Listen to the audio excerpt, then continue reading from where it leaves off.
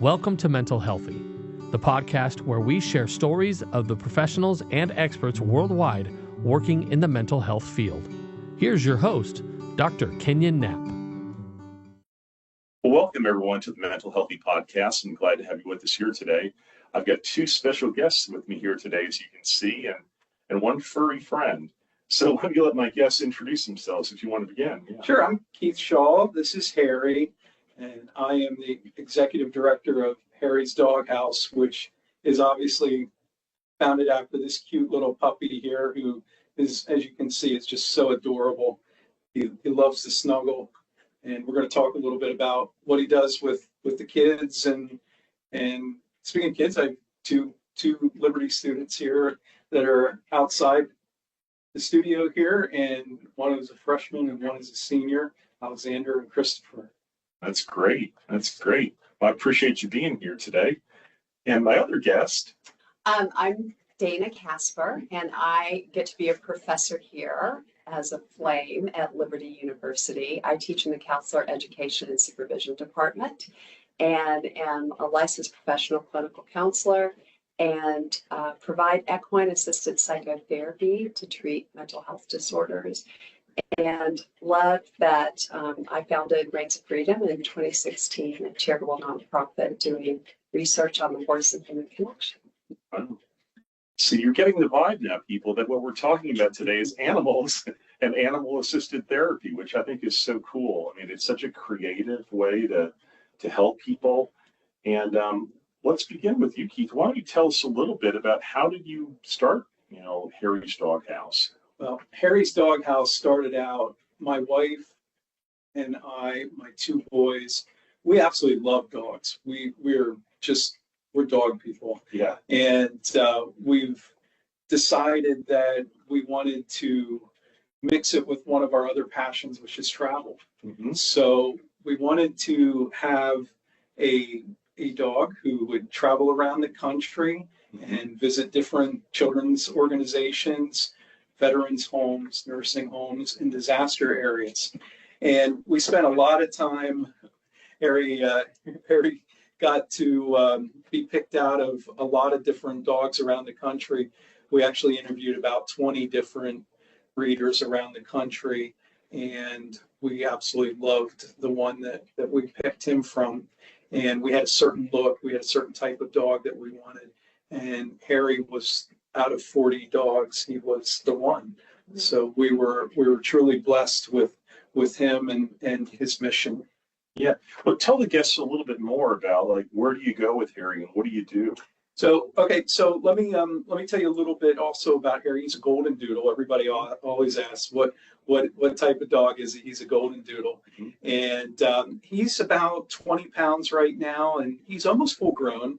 Okay. So he's the perfect size dog to get up with the kids. Mm-hmm. We're very fortunate. This charity has grown much quicker than what we could ever expected. It's called Harry's Doghouse, and we have to remember it's hair. He's hair. He's not fur. So that's how I always remind people how to find his website. He's Harry's Doghouse, and we were very fortunate very early. You can't go down the street and not have somebody want to talk to you about the dog. Just today, I've been on campus for maybe 2 hours, probably talked to 100 different kids coming up and wanting to pet Harry. So he was very quickly found that the kids love him, and we very early in the charity formed a partnership with the Ronald McDonald Houses. And that's huge, to be able to go to these Ronald McDonald Houses and bring Harry to these kids who, quite honestly, some of them are there for a very extended period of time. They may have a dog at home and they don't get to see their dog. So to be able to bring a dog in for them to get to interact with, it's very special to them. And Harry has a great temperament. If you put him down with these kids on a wheelchair or on a rolling bed, he just snuggles up with them and just stays there. And it's an intuition that he knows that's where he's meant to be. And we feel really blessed with him as a dog. From our partnership with the Ronald McDonald Houses, we've had other organizations who then have reached out to us, and different children's cancer organizations. We've had multiple hospitals now who have partnered or wanting to partner up with us. And we are also in talks with Make-A-Wish to put some programming together with Harry. So we're really blessed with the fact that people want to have Harry there, and what we can do with giving these kids some comfort, the adults comfort. We also do a program called Hang with Harry, because we think it's just as important with adults. So we've had a major hospital in New Jersey. In fact, it's one of the major hospitals in the country called Deborah Hospital, one of the leading heart and lung hospitals in the world.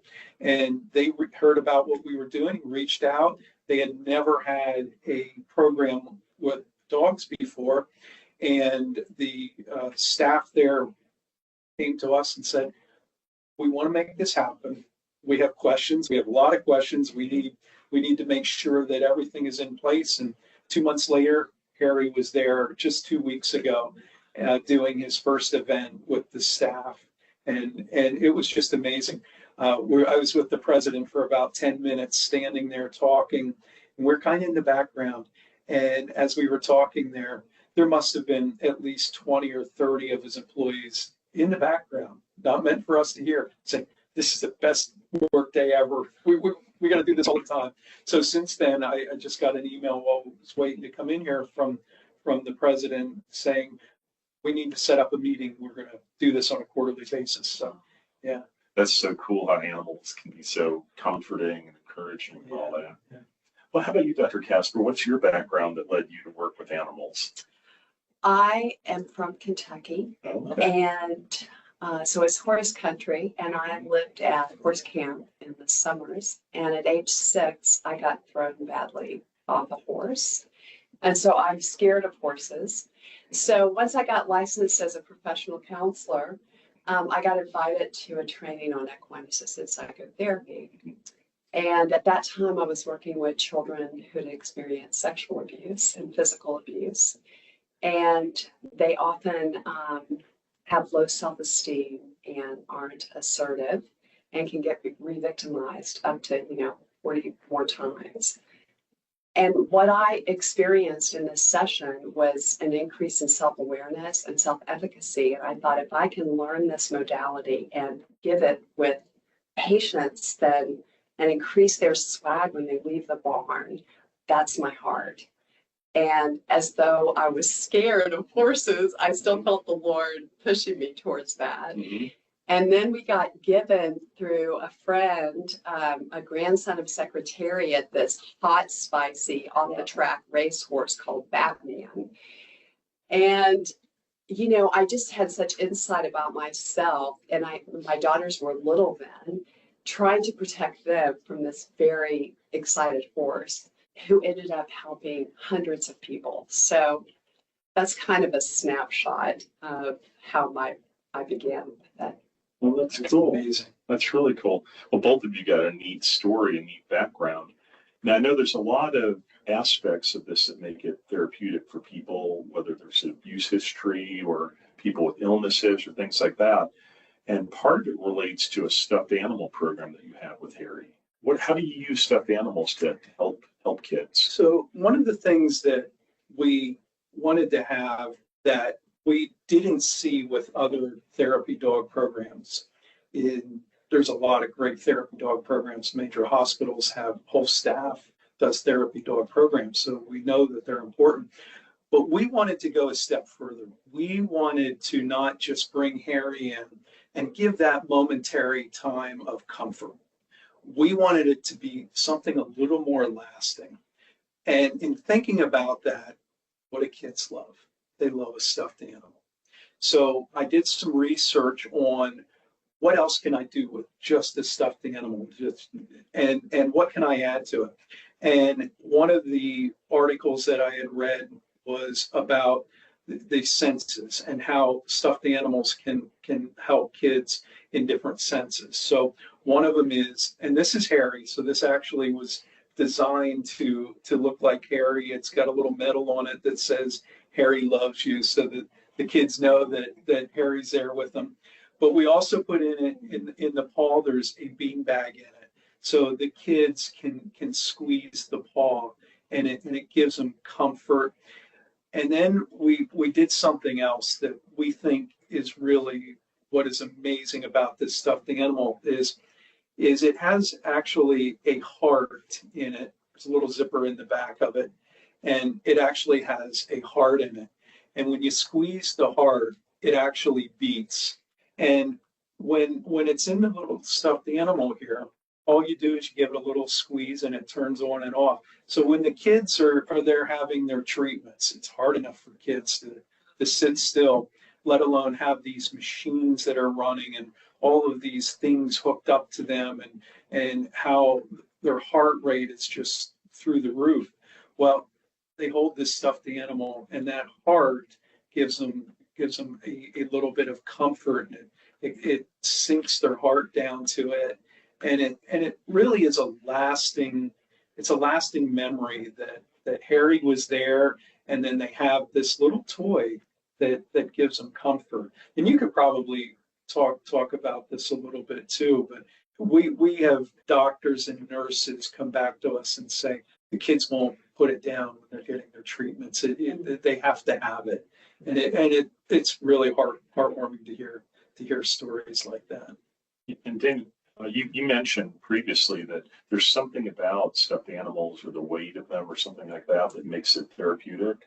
Yes, I know working with children with emotional disorders that often weight helps. With trauma survivors, weighted blankets help.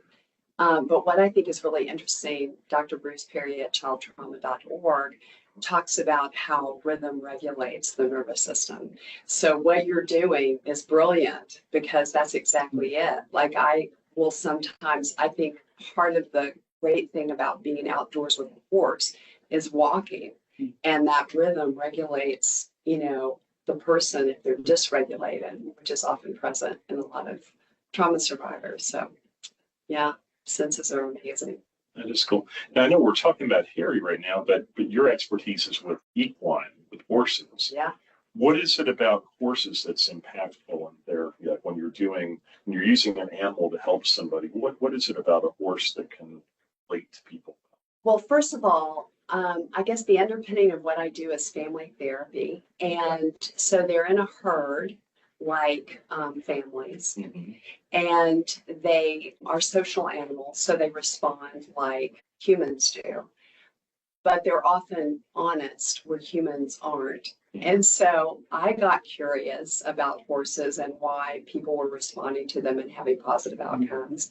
So I ended up researching it and was really encouraged to see how attachment deficits in early childhood predict lifelong challenges in people. And interacting with the horses, because they're sentient beings, it can often increase attachment bonding agents because of chemosenses and vasopressin and the emotional glue that happens between a mother and a child, the first few months where attachment is felt. And so I think that's one of the beautiful things. Plus, research shows that people feel less judged, and they seem to trust a horse where if they have been abused, they might not trust human relationships. And then horses are, we emit odors like 3 feet out, and so they pick up on our senses, so they can read if the person is anxious or sad. And I think the Lord uses them to attend to the subconscious phenomena that a person is struggling with that they're not even aware of. And I think that's the beauty of it. It is amazing that they know, Dr. Horse is what I say. They know like what the person needs way more than me. And I know the Lord uses that. And I have the honor of standing back. And I love the approaches because it's less of me and it's more of their interaction because it's an experiential treatment. Yeah, and it works somehow. You're doing research on it about how it works, but we don't totally understand how it works, but you've seen how it works and you've seen the effectiveness. Keith, I know you tell a story sometimes about the first time you could really tell that Harry had an impact on people and how he helped people. Can you tell that story? Yeah, I've got a lot of great Harry stories, but Yeah. the very first time was actually one of the very first events that we did. And we were doing a meet and greet with Harry, and it was at a resort in Georgia. And Harry had a whole line of people waiting to take pictures with him. And a family came up, and it was a mother and a father, a son who was probably 5 or 6, and then a little girl who was about 3 years old.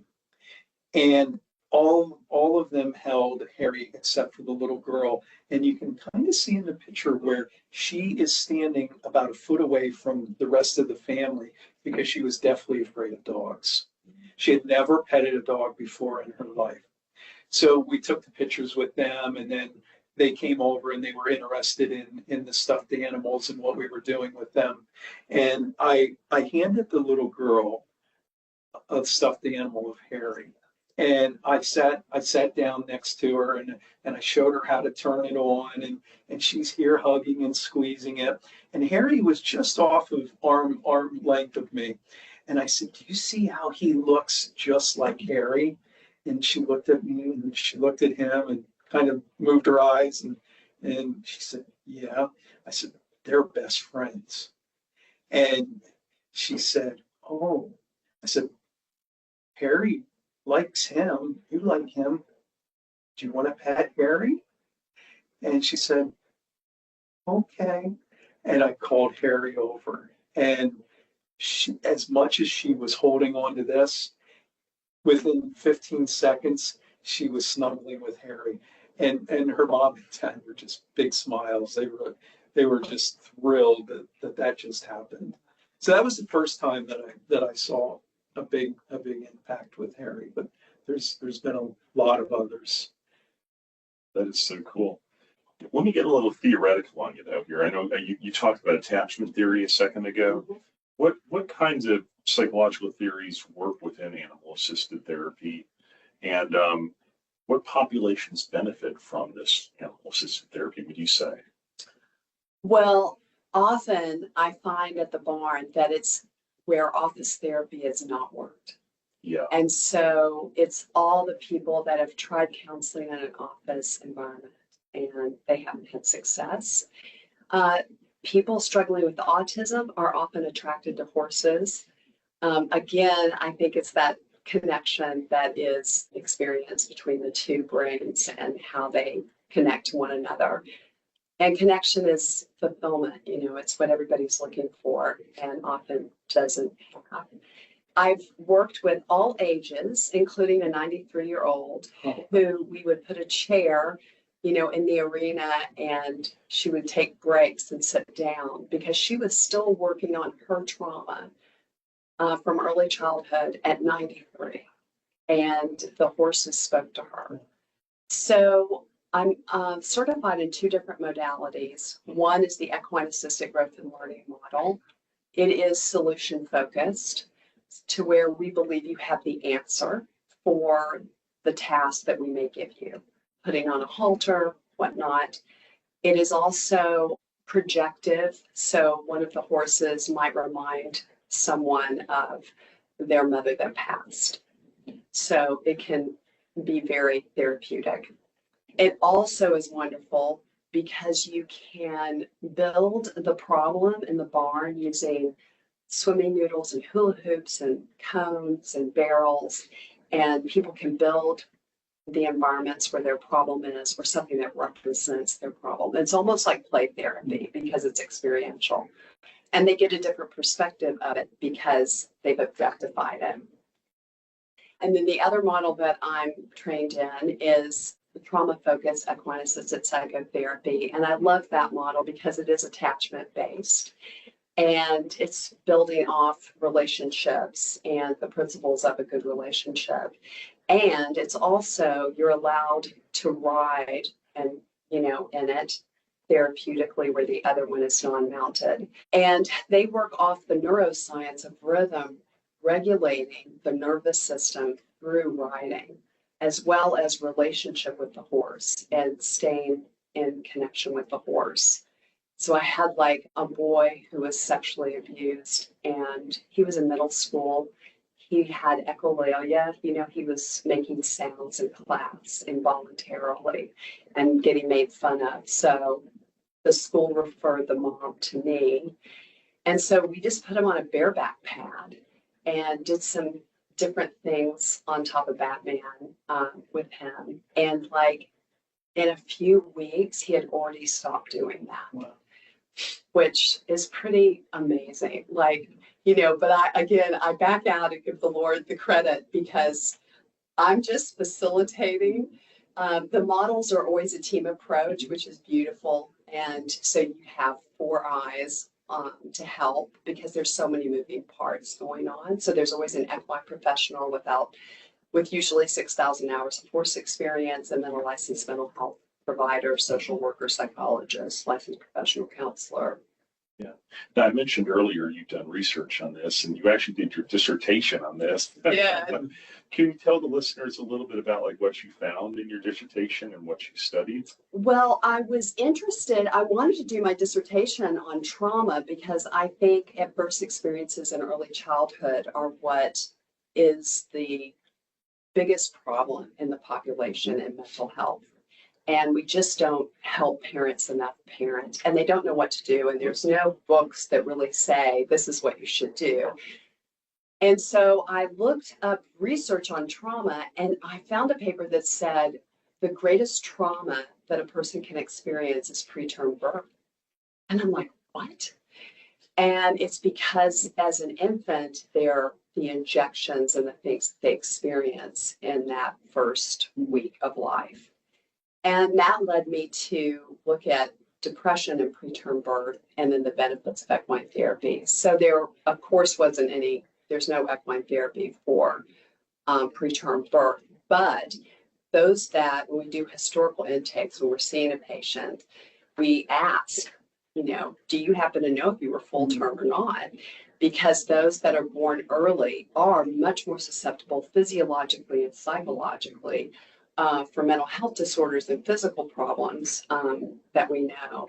So that got me interested in the research. And of course, I took on more than I should have, which is just my personality, but it's also interesting. And then the research was just fascinating, but it was mostly with younger people. But I think the new research is really trying to look at heart rate variability, like that you were talking about. Your sympathetic nervous system decreases when you're with a sentient being. And the factors of, they recognize faces. Like there's new research where they recognize a face and your scent, your personal scent. But the attachment piece is just the biggest piece to me because so many children feel that they don't belong or they're not connected and they don't have a caregiver that may have a mental health challenges or substance abuse. And that horse seems to satisfy those deficits is where the research left. So that was really my research. I was looking at people who had equine therapy and those that hadn't, and how they reported on their attachment style. And so I didn't have a significant, response, but I had something that did lean towards thinking that if I've had equine assisted psychotherapy, I may have a stronger sense of attachment and decreased mental health symptomology. So yeah, this is the hard thing about therapy, and you guys understand this too, that sometimes some of the stuff we study is hard to quantify. Yeah. And so that's why we do some qualitative research where it's less about numbers and all that, and it's more anecdotal or things like that. But if equine therapy helps a person, who cares if you can quantify it? What matters is you're helping people. Right. So, that's an excellent point because I don't know a lot of what you guys do. I'm going to be honest, but what I do know is when I see those kids, the laughter, the joy, running around with Harry, when they probably have had a pretty rough day, they we generally do these after dinner time.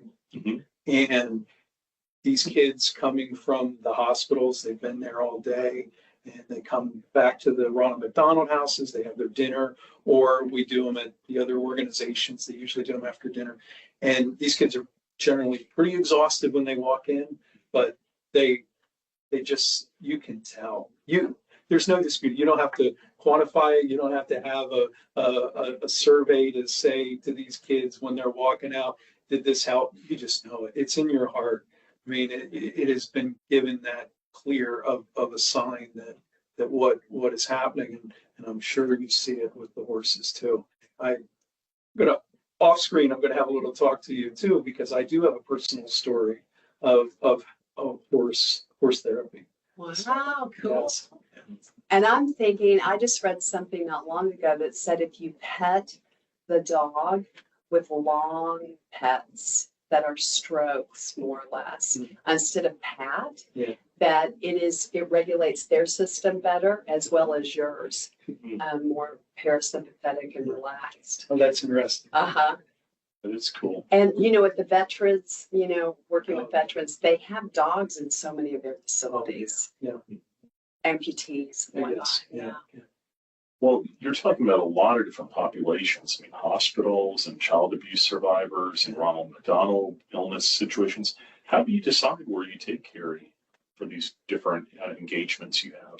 We will go anywhere anybody wants us. We have a true passion for the Ronald McDonald houses. We really love what that organization is doing. They're on their 50th year.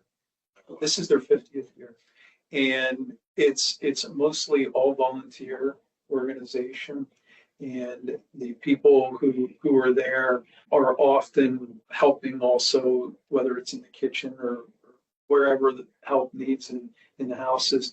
We just went back to our very first Ronald McDonald house that we went to. We did a second visit there, which was 4 months later. And there were two families there that were there 4 months ago. They haven't been able to leave.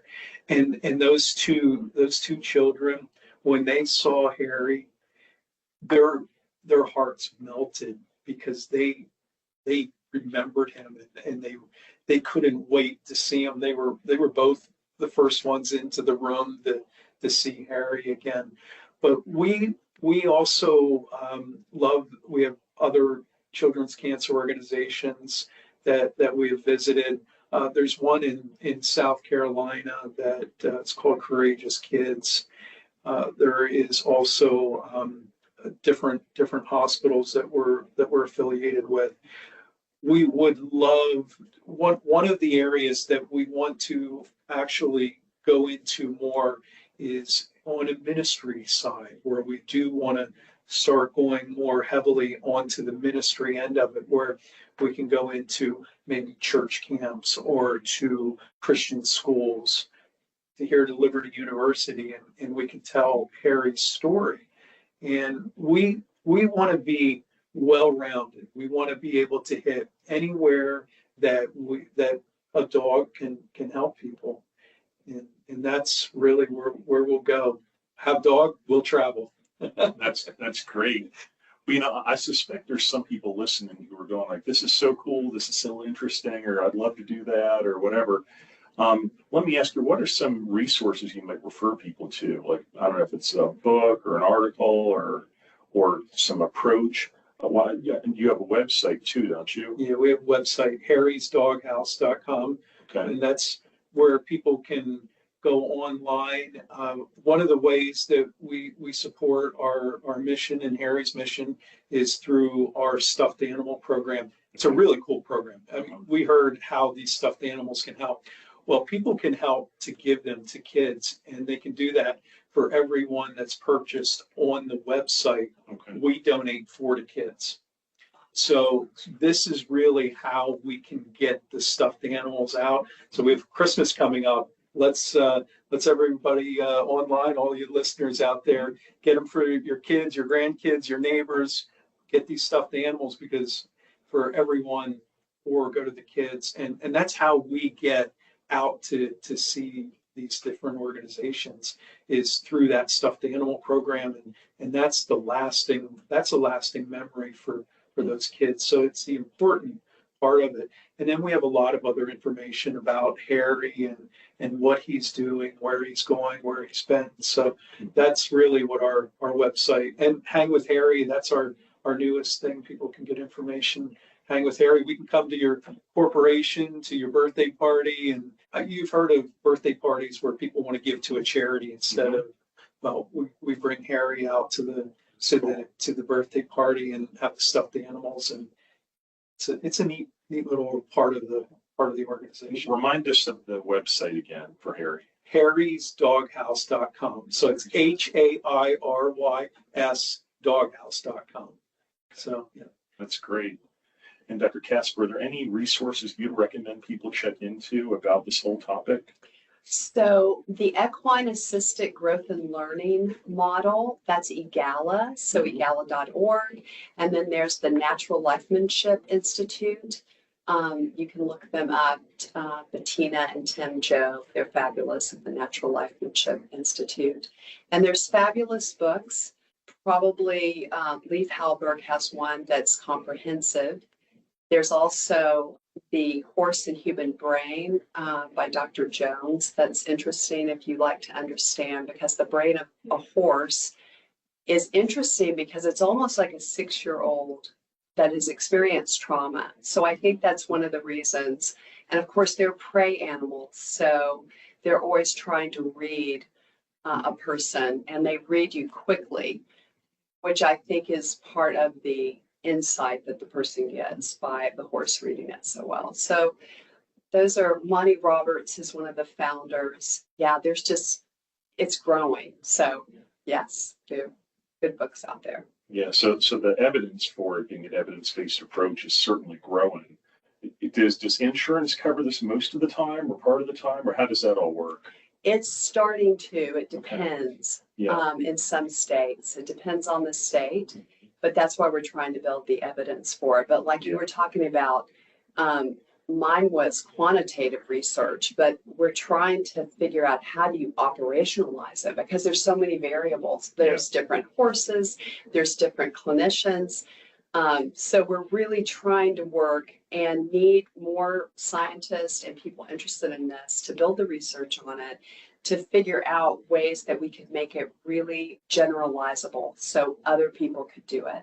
And that's my heart, is that more people do it and we build the research so they do cover it like they would for massage or something like that. Because I think that's what's the veterans are so ahead of the game, because they're realizing, they actually came up with the sports grant, Congressman Barr, that they give money to different organizations because they're realizing that psychotropic drugs are not the answer.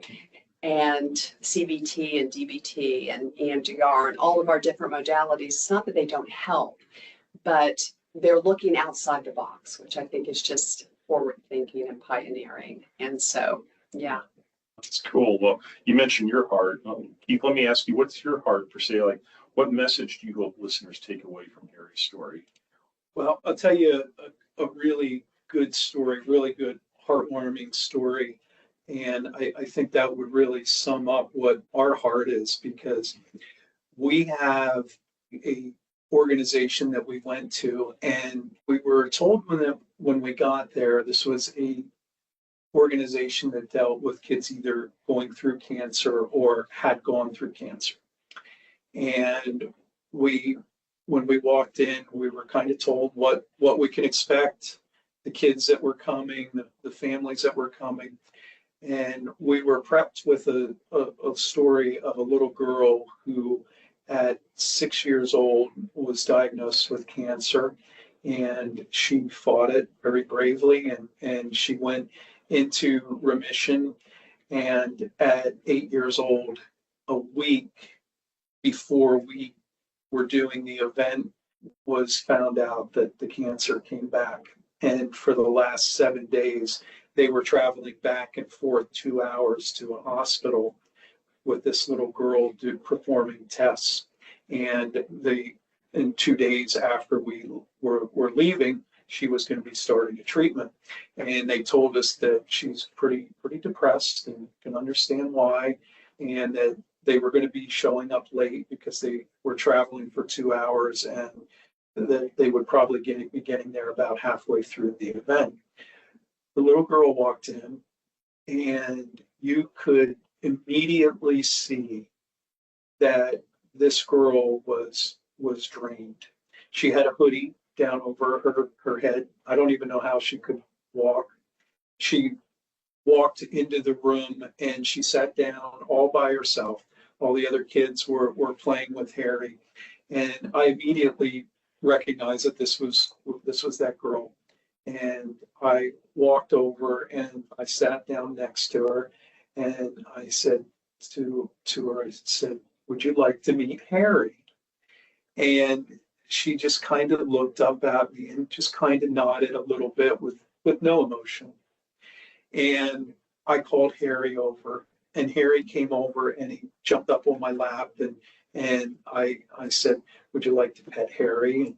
And she took her hand and she just kind of put it on him. And I said, "I bet he would really like it if he could sit on your lap and you could hold him." And I said, "Is that okay?" And she said, "Yeah." So I put Harry over on her. And that next minute was what I consider to be a miracle. What transformed in that 1 minute was absolutely amazing, because in less than 60 seconds, the hoodie was thrown back. She was down on the floor, throwing toys around with Harry, playing with Harry. The other kids were coming over, and her mom and dad were standing there, and her mom looked over at me and said, "She hasn't smiled in a week." And it was at that moment that I knew that the mission that we had hoped for Harry, what we had prayed for with Harry, had just been received. And since then, we've had a lot of other great stories like that have really solidified what I would love your listeners to understand, is that animals, horses, dogs, are important to therapy. And if you're struggling, look at an organization that is working with animals and go that route. Like you said, the drugs, they don't always work. And I truly believe and feel blessed that our prayers were answered with Harry, and this works. It absolutely works. So I encourage your followers to really look at this aspect of therapy. Well, that's neat how everything you're doing is developing. Let me ask you, what are your dreams for the future? Like what's next for Harry's Doghouse? Well, we have big dreams with Harry. So what we have right now is Harry. We don't have the doghouse part. Mm-hmm. So there is a doghouse part of it. So the doghouse part of it is, at the beginning I mentioned we had two things that we have a passion for, my wife and I, and that's dogs and travel. So the doghouse part of it is when I retire in a few years, and then my wife retires, and we'll probably actually start it on a smaller term, but we are going to be traveling around in a RV with Harry, and the doghouse is the RV. So that is Harry's RV, his doghouse. So that is what we want to do. So we want to be able to hit town after town after town and take Harry to either this retirement home or a hospital or a children's organization, a church, a Christian school, wherever it is, right along the route. That's what we aspire to do. That's cool. It's really cool. Well, I appreciate both of you sharing today about animal-assisted therapy, horses, dogs, all these different options. Hey, baby. Here, let's get you on camera. Yeah, come look at the camera again. Say hey to everybody. Harry was taking a little nap while we were talking. He had a long trip down today. Absolutely. He's just adorable. And I hope you listeners are encouraged with what you can do with animal-assisted therapy, and maybe find, good professional ways to incorporate it into therapy. But before we wrap up, I always say to all my guests, is there any final thoughts or something God put on your heart or mind you'd like to leave with the listeners before we wrap it up? So either one of y'all would like to share. I think it's wonderful that you're just looking at different modalities that are often considered out of reach for people, and trying to make these kind of things accessible, horses and dogs, both affordable and insurance would pay for it, or Medicaid. It'd be great because then you could have a further reach. So I think it's about the reach, because there's a lot of people that have never seen a dog or horse, in low socioeconomic environments. That's my takeaway. That's cool. Thank you. Yeah, Matthew 18 talks about the mustard seed, and it's one of my favorite parables, because what we have here is something very small. We have a little dog, we have a horse, but what those little things in life can do can grow into that great tree. And as long as we let God work through what we're doing, we're going to be blessed with great things. And that's what I hope we can take away with the listeners too, is don't look at this as just a little dog, as a little mustard seed. Look at it as something that is growing and big, and that they can help in that aspect of it. Absolutely. Well, thank you for both being here today. I appreciate it. And thanks for bringing Harry. Who's just adorable. And listeners, thank you for joining us as well. We appreciate it, and hope you enjoyed learning about animal-assisted therapy and equine-assisted therapy, and working with Harry and all the different resources you shared. So thank you both so much. Thank you. And thank you all for joining us. We hope you join us next time on the Mental Healthy Podcast. Thanks for listening to this episode of Mental Healthy. If you want to hear more episodes, please hit the subscribe button wherever you get your podcasts, and head to linktree.com/mentalhealthypodcast for all of our social media platforms with the latest mental healthy content. If you have a story to share that relates to what we discussed in in or any other episode, please contact us at mentalhealthy2020@gmail.com. That's mentalhealthy2020@gmail.com. Thank you, and God bless.